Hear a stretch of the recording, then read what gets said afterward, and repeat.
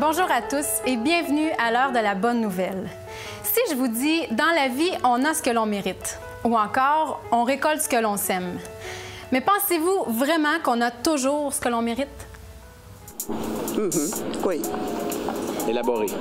Bien, en autant que tu travailles pour le faire, travaille dans le sens que tu veux, dans le sens que tu veux faire, ce que c'est que tu veux faire dans la vie.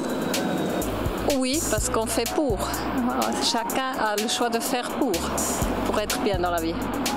Ah ben oui, si on choisit bien les choses, oui, on le mérite, c'est sûr. Non. Pouvez-vous élaborer? Bien, tu vois tellement de choses qui... En tout cas, on peut trouver pas juste, si tu veux, pour des gens qu'on connaît, des choses qui leur arrivent. Non, la vie est vraiment pas toujours juste. En général, oui, on a ce qu'on a récolté, on a ce qu'on mérite. C'est ma façon de voir les choses, que ce soit à long terme ou à court terme. Pas nécessairement, non? Ça dépend. Oui, ça peut virer des fois mal, sans que ça soit toi qui le veulent. Okay. Tu as essayé le mieux que tu peux, tu as fait le mieux que tu peux, mais des fois, ça va différemment.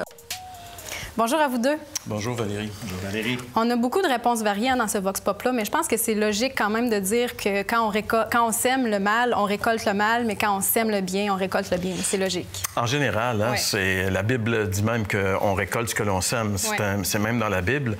Donc, c'est une pensée générale, mais la madame dans le Vox Pop qui fait référence au fait que souvent la vie est injuste. Il y a des gens, des fois, on dit ça, comment ça se fait que le malheur tombe sur cette personne-là? Il me semble que c'est une bonne personne, puis il arrive un tas de mauvaises choses. Tu sais, on voit que même dans la vie de tous les jours, il y a des exceptions. Oui.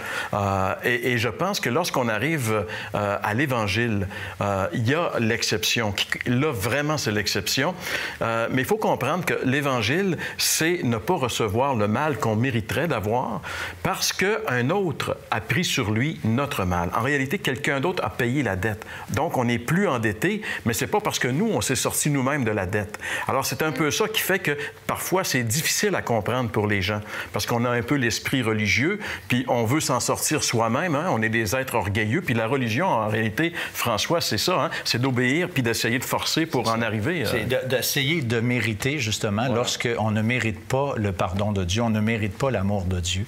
Et le principe de base, quand on parle de grâce, il faut absolument aussi garder à nos esprits la notion de la culpabilité de l'être humain. On peut pas parler de grâce s'il n'y a pas de culpabilité. Si moi, j'ai rien fait, je mérite juste de ne pas avoir de châtiment, je mérite rien d'autre que ça. Tandis que si je suis effectivement coupable de quelque chose et que la personne me pardonne sans aucun prix, ça, c'est la grâce. J'obtiens un pardon que je ne méritais pas. Par définition, la grâce implique la responsabilité, la culpabilité. Oui, mais si je comprends bien, dans le fond, puis pour les gens à la maison aussi, le phénomène de la grâce, c'est complètement à l'opposé de ce qu'on vient de parler. Dans le fond, c'est on a semé du mal, mais on récolte du bien. Bien, c'est ça. Mais ça, c'est ça l'Évangile. Oui. C'est ça qui est merveilleux dans l'Évangile. Oui, je pense que c'est plus clair déjà, en tout cas pour moi. J'espère pour vous aussi à la maison. On veut vous entendre à ce sujet-là. J'espère que ça vous fait réfléchir.